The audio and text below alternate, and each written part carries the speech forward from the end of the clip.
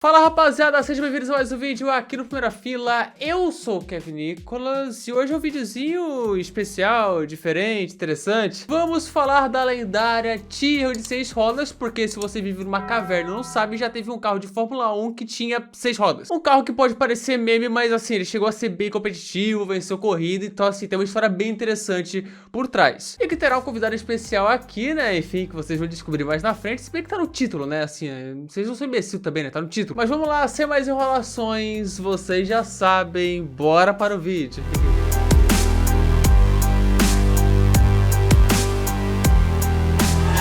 Antes de tudo, precisamos saber o que era a tal da equipe Tyrrell. A Tyrrell ingressou na Fórmula 1 em 1966 ainda como Matra e seguiu ali por um tempo. Nos 2 primeiros anos, apenas ingressou ali em algumas corridas como uma equipe de Fórmula 2. Sim, tinha isso na época. Não sabia. Em 68 e 69 estava na Fórmula 1 de fato, onde Jack Stewart foi campeão com a Matra em 69, porém não participava do campeonato de construtores. Chega 1970, aí dá uma treta danada lá de Matra, Tyrrell, a Matra querendo usar motor V12, enfim, a F, a patrocinadora não deixando, e aí sim forma-se então a equipe Tyrrell de verdade com o nome Tyrrell. E somente passou a fazer parte do campeonato de construtores nas últimas 3 corridas daquele ano, com o Tyrrell 001. E a partir de 1971, a Tyrrell aí sim era uma equipe completa. Em 71, campeã de pilotos com Jack Stewart de construtores. Na época que o campeonato de construtores só contava um carro de cada equipe por corrida. E em 73, campeã de pilotos, mas vice de construtores. Assim como também foi em 72. E onde tivemos, infelizmente, a morte de François Cevert em Watkins Glen. Mas após isso, Stewart vazou da equipe, da Fórmula 1 também. E a Tyrrell tentava voltar ao topo da Fórmula 1. No ano seguinte, em 74, a Tyrrell faz um bom ano, assim vai, ok? Jody Scheckter foi o terceiro do campeonato, chegando na decisão em Watkins Glen com chances de título. A equipe também foi P3 nos construtores. Só que aí em 75, aí já veio um ano mais sofrido. O carro 007, 0 pole, 0 títulos e 7 quebras. Isso é uma piada bem gostosa. Venceu com o Jody Scheckter, né, na casa dele, na África do Sul, e só.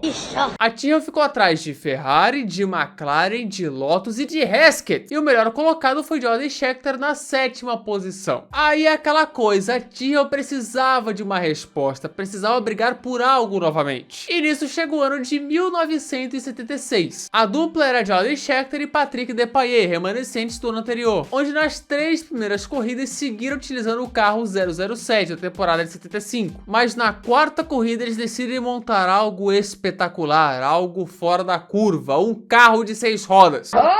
O carro P34, que não seguiu o padrão de nomes dos anteriores, era um carro, como eu falei, de 6 rodas. Ninguém entendendo nada, que é isso, o que esses caras estão inventando. Quem teve a ideia? Exatamente, eu quero saber quem é o pai dessa ideia. E para explicar essa maluquice, antes de falar dos resultados e no que deu isso daí, eu vou chamar alguém aqui para me auxiliar, já que na parte técnica eu sou leigaço. Ele é quase um burro. E é Felipe Meira, que já apareceu aqui no canal, um cabeça de gasolina, grande figura. Felipe Meira, que é nosso telespectador aqui, um que a gente pode considerar um cabeça de gasolina, grande figura. Comentarista do WEC lá no Band Esportes, cara sabe muito, né? Já apareceu aqui no canal, falou da Peugeot e tal, no vídeo que a gente fez do WEC. Seja bem-vindo, Felipe Meira, e me explica por que essa Tyrrell de 6 rodas era tão especial. Eu falando assim, parece que ele nem tá na mesma cal que eu. Olá, Kevin Nicolas, é um prazer estar aqui novamente para falar desse carro tão especial, porque a Tyrrell P34 é um dos carros mais, lendários da história do automobilismo. É um carro de 6 rodas, mas que muita gente não sabe até hoje por que ele foi feito. Desde os anos 60, desde 1960, o regulamento proíbe carros com carenagem, ou seja, carros que cobram as rodas. Isso tornou um grande desafio a partir do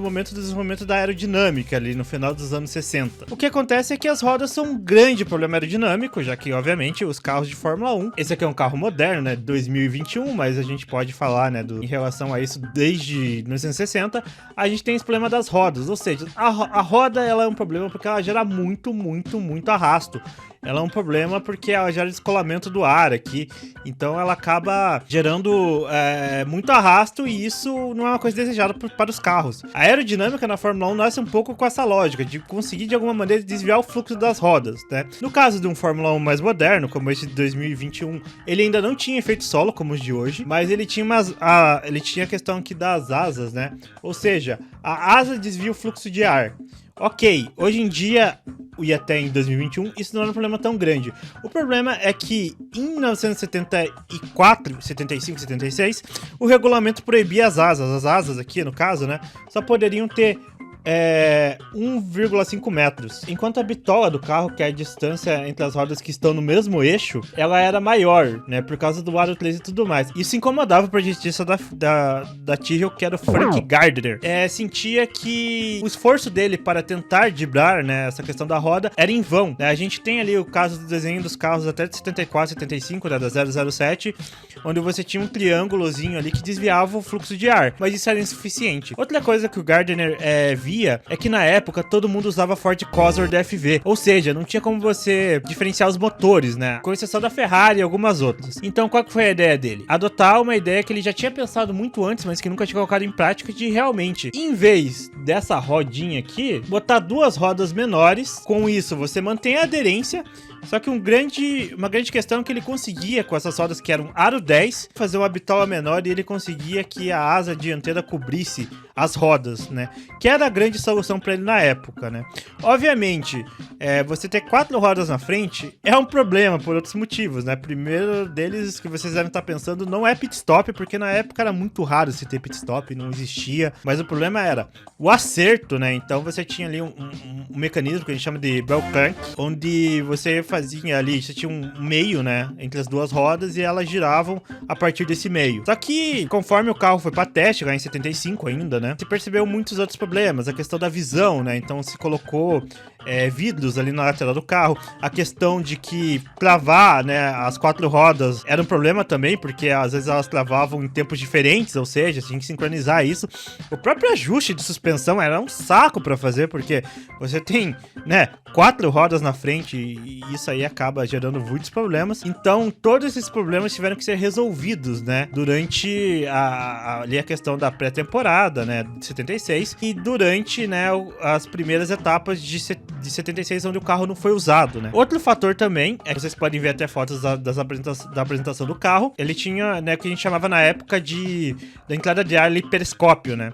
Só que a Fórmula 1 proibiu essa entrada de ar ali a partir do GP da Espanha em 76, então todos os carros que tinham a entrada de ar, todo mundo usava essa entrada de ar, porque ela era muito eficiente, né, na questão de arrefecimento do motor, foram proibidos, então se teve que buscar outras soluções. Enfim, todos esses problemas, né, que a Tyrrell P34 enfrentou, ela ainda conseguiu, né, se destacar, tanto no final da temporada 75, quando ela foi apresentada, tanto na temporada 76. Inclusive, né, a dona Ferrari, que era a atual campeã na época, publicou uma foto, né, no final da temporada 75, mostrando um carro de 4 eixos, 8 rodas, né. Se imaginou que a Ferrari poderia realmente vir com essa solução, né, a foto parecia bem real, mas depois se descobriu que foi apenas uma pegadinha da Ferrari, que aquele carro nunca existiu. Mas, né, o que a gente tem realmente, o único carro que realmente correu na Fórmula 1 em um GP com mais de 4 rodas foi a P34. Mas enfim, dando a explicação aqui do Meira, uma ótima explicação, a Tyrrell estreou com esse carro no GP da Espanha somente com o Patrick Depailler pilotando ele, e logo de cara enfiou uma P3 no grid de largada, mas no fim das contas acaba abandonando quando estava na 3ª posição. Porém, o carro parecia promissor. Na corrida seguinte, na Bélgica, aí sim, os dois pilotos usam o P34, Jody Scheckter pega uma P4, Patrick Depailler abandona mais uma vez, e aí sim vem GP de Mônaco, onde eles conseguem subir no pódio com esse carro. Jody Scheckter é o segundo e Patrick Depailler é o terceiro. Pódio duplo da Tyrrell com um carro de 6 rodas. Impressionante. Mas calma, a glória ficaria melhor ainda. Corrida seguinte, GP da Suécia, que sim, existiu um GP da Suécia, durou pouco tempo, mas existiu. Aí vai lá, Jody Scheckter faz a pole position, o Depailler é o 4º, e no fim eles terminam com uma dobradinha. Scheckter vencedor com Depailler em segundo.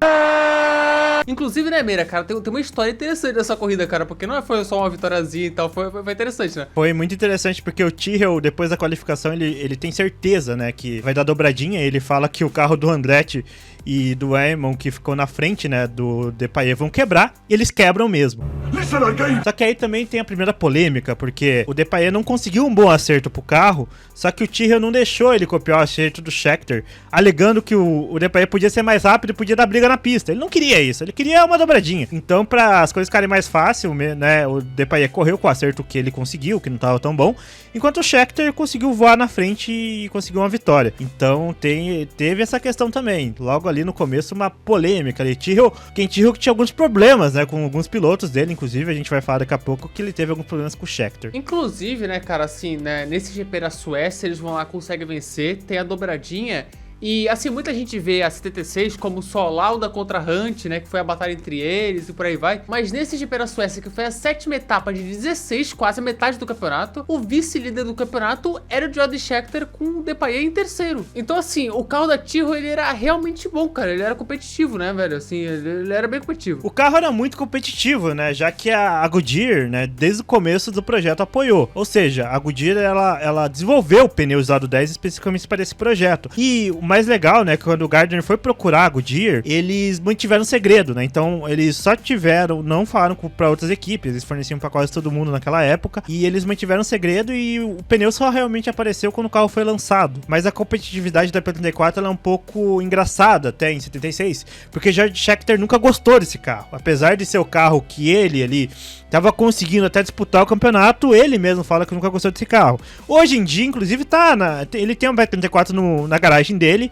né? Um carro que ele guarda ali, mas não era segredo que na época ele não gostava. E a Tyrrell segue ali no bom momento, tá que assim, tava bem longe do Lauda, era bem difícil alcançar o Lauda, porque assim, até o acidente do Lauda em Nürburgring, assim, não tinha competição no campeonato. Mas a Tyrrell segue em bom momento, pega um pódio na França com o Patrick Depailler, pega um pódio na Grã-Bretanha com o Jody Scheckter, também o segundo lugar na Alemanha com o Jody Scheckter, e teve toda aquela treta lá do James Hunt, de que foi desclassificado, depois não foi, aí depois foi também, aí mó rolo. Ou seja, contando com a desclassificação do Hunt na Inglaterra, o vice-líder quando o Lauda se acidenta era o Scheckter com a Tyrrell de 6 rodas. Ele tá na briga. Só que aí começa a vir aí uma reta final complicada pra Tyrrell. Veio o GP da Áustria, o GP complicadíssimo com duplo abandono, mas que a Tyrrell tinha um bom desempenho pra poder, enfim, conseguir um bom resultado ali. Porém, com o acidente do Scheckter, as chances de vitória e de pódio foram pro escambau. Um dos grandes problemas que a Tyrrell P34 ainda tinha era uma questão do arrefecimento do motor, porque como o radiador ficava atrás das rodas dianteiras, isso não gerava um grande fluxo de ar. Para o GP da Holanda, a Tyrrell resolve fazer uma solução alternativa e resolve colocar o radiador na frente. Só que o equilíbrio do carro fica horrível. E com isso, né, o George Scheckter, ele até fala, esse carro não tem futuro. Ele dá essa declaração, fala, ó, não tem, esse carro aqui não tem como continuar, porque como a gente disse, apesar dos bons resultados, ele não viu futuro no carro, ele não gostava do estilo do carro, ele reclamava muito, né? Antes da corrida teve um evento, né, que a patrocinadora Master ia dar um dinheiro para a equipe que conseguisse o melhor tempo em pit stop. Na verdade, a ideia era, você parava num pit stop, fazia o pit stop e depois dava uma volta rápida. E por incrível que pareça, a Tyrrell P34 se deu muito bem nisso. O George Scheckter, ele saiu, ele ia conseguir fazer a volta, só que quando ele viu o público, né, que na época a segurança não era aquelas coisas, né, então às vezes você tinha algumas pessoas no meio da pista ou algo assim, né, ainda mais num evento pré-corrida. Quando ele viu o público, ele simplesmente parou, ele não terminou a corrida, ele não terminou a volta. Com isso, né, ele perdeu a premiação e o Ken Tyrrell ficou pistola com ele, né? Eu tô brabo, mano. Dizem, né, que o Ken Tyrrell publicamente foi lá e falou com o Scheckter, né, deu uma discussão, e quem separou eles foi o James Hunt, porque o James Hunt era um grande amigo do Scheckter, né? Inclusive, né, depois disso tudo que aconteceu essa situação, o Scheckter disse que tá de saco cheio e que ele vai embora da Tyrrell no final do ano. No final do ano ele acaba indo pra Wolff, mas até o final do ano aconteceu algumas outras coisas, né? E pra piorar a situação, né, nesse próprio GP da Holanda, o Hunt acaba vencendo, enquanto o Scheckter era apenas o P5, ou seja, a distância entre os dois aumentava, né? Na disputa ali para tentar chegar no Lauda, que na época não se acreditava que voltaria tão rápido. Porém, no GP da Itália, o homem volta e daí os problemas aumentam. Realmente, naquela corrida o Lauda volta, né? Volta assim de forma espetacular, é o quarto colocado à frente das duas Tyrrells. E dali pra frente, a esperança da Tyrrell de conseguir o campeonato ali com o Scheckter e por aí vai, foi pro água abaixo.